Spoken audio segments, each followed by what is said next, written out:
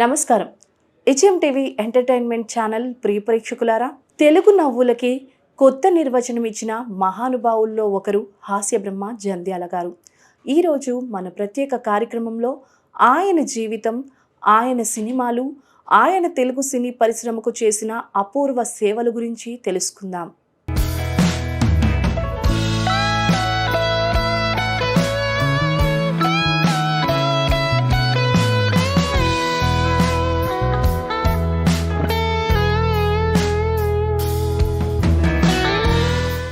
జంధ్యాల సుబ్రహ్మణ్యం శాస్త్రి గారు 1951 మే 14న విజయవాడలో జన్మించారు.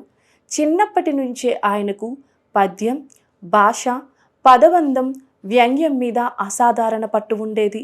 ఇంట్లోనూ స్కూల్లోనూ ఏ వేడుక జరిగినా జంధ్యాల గారి మాటలే మెరిసేవి.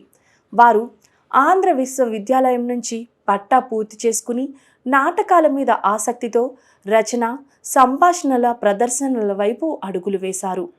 అక్కడే ఆయన ప్రతిభను గుర్తించిన దర్శకులు తరువాత తెలుగు సినిమాకు శాశ్వతంగా పేరొందేలా చేశారు.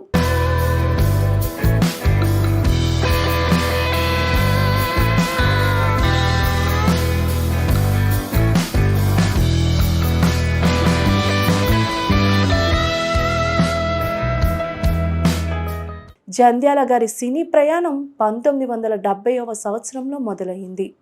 ప్రముఖ దర్శకుడు గుట్టా మాణిక్యం గారి పరిచయంతో సినిమాల్లో సంభాషణలు రాయడం మొదలుపెట్టారు.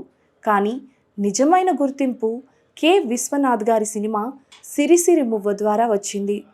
అందులో ఆయన రాసిన సంభాషణలు, హాస్యం, మాటల మధురం ప్రేక్షకుల హృదయాలను గెలుచుకుంది. జంధ్యాల గారు రాసిన డైలాగులకు ఒక ప్రత్యేకత ఉండేది.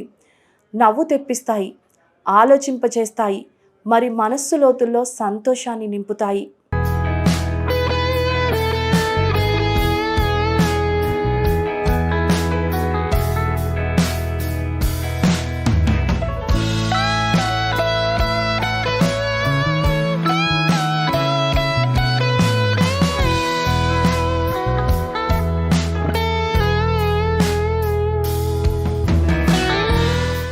సంభాషణల రచయితగా పేరు తెచ్చుకున్న తరువాత జంధ్యాల గారు దర్శకత్వం వైపు ప్రయాణం ప్రారంభించారు.